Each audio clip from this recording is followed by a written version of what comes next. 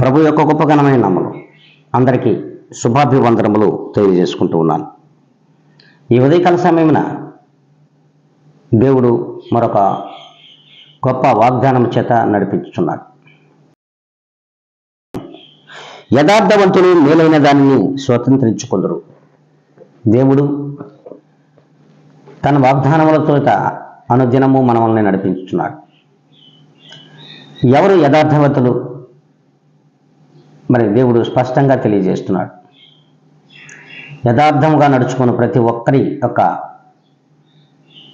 మార్గములను అలాగే మేలైన దానిని వారు స్వతంత్రించుకుంటారని దేవుని వాక్యం సెలవిస్తూ ఉంది. కానీ మనం అలాంటి యథార్థవంతులుగా ఉన్నామా? ఈ లోకంలో ఒక్కసారి జ్ఞాపకం చేసుకోవాలి. ప్రభువైన యేసుస్వామి వారు యథార్థమైనటువంటి వ్యక్తిగా ఈ లోకానికి వచ్చారు. మరి ఆ యేసుస్వామి యొక్క మార్గములను మనం అనుసరించిన ఎడల, ఆ మార్గములో మనము జీవించిన ఎడల మేలైన దానిని మనం స్వతంత్రించుకోగలం. ఆ మేలైనదే ప్రభువైన యేసుక్రీస్తు వారు. మరి ఆ రీతిగా మనం ఉన్నామో లేదో, అలాగూ స్వతంత్రులుగా బ్రతుకుచున్నామో లేదో ఒకసారి మనల్ని మనం పరీక్షించుకోవాలి.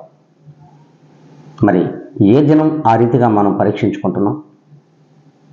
ప్రభువులు వారు స్పష్టంగా తెలియజేస్తున్నారు. విశ్వాసులారా, మీరు యథార్థవంతులై జీవించండి, మేలైన దాన్ని స్వతంత్రించుకోండి అంటున్నాడు. మరి ఆ రీతిగా ఇప్పటి వరకైతే మనం లేమేమో ఒక్కసారి జ్ఞాపకం చేసుకోండి. ఇక ముందు యథార్థవంతులుగా జీవించడానికి అలాగూ మన నిర్ణయములు ఉన్న ఎడల అందరూ కూడా తలల వంచి ప్రభు యొక్క ప్రార్థనలో ఏకీభవించాలని ప్రభు పేరట మనవి చేసుకుంటున్నాను. మహాపరిశుద్ధుడా, ప్రేమ కలిగిన మా తండ్రి, కృపా కనికరములు కలిగిన నా దేవ, ఇదిగోనైనా ఈ ఛానల్ని వీక్షించున్న ప్రతి బిడ్డకు కూడా వినగలిగిన చెవులను దయచేయండి, గ్రహించగలిగినటువంటి హృదయములు దయచేయండి.